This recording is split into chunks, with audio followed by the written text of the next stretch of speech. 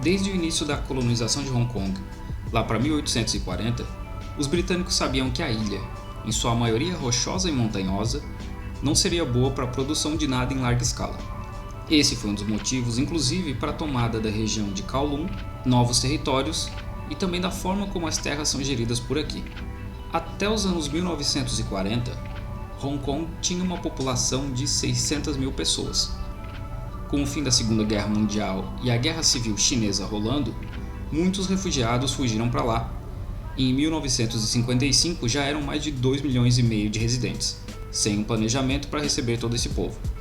Em 1986, já eram mais de 5 milhões de habitantes, e o problema residencial só crescia, com favelas espalhadas por toda Hong Kong, menos, é claro, nas áreas onde somente ocidentais poderiam viver. Nas palavras de Harold Ingrams, um oficial britânico que passava por Hong Kong nos anos 60, abre aspas, eles têm as favelas mais limpas que já vi.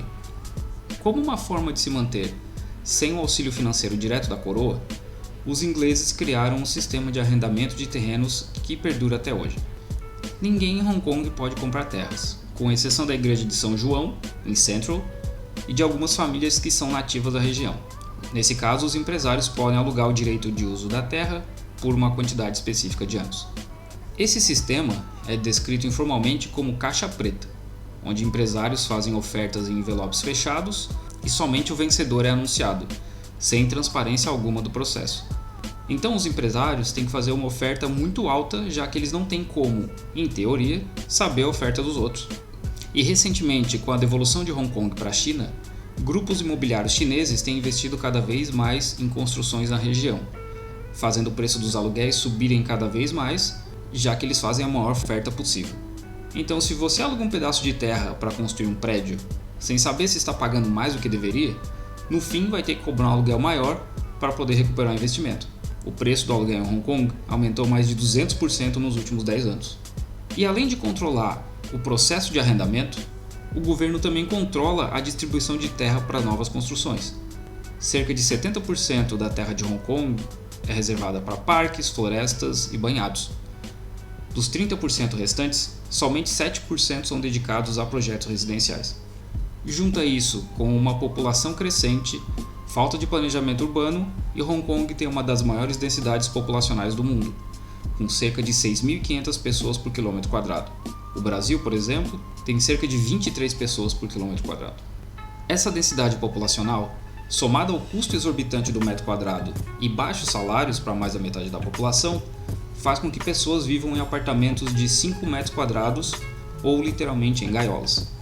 E isso não é novo. Desde os anos 50 existem relatos de apartamentos sendo divididos para que 30 pessoas possam viver sob o mesmo teto. E segundo um policial malaio na época, a Malásia é um país para pessoas pobres. Você pode viver numa cabana, pode plantar sua própria comida, é quente e não precisa se incomodar com roupas. Hong Kong é muito boa para quem é rico.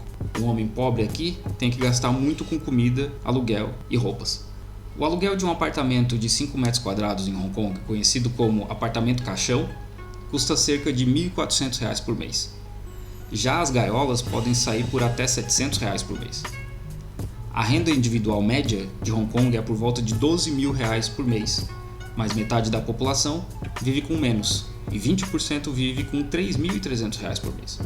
Alguns desses caixões são um pouco maiores e tudo é feito no mesmo cômodo, como cozinha, banheiro, cama.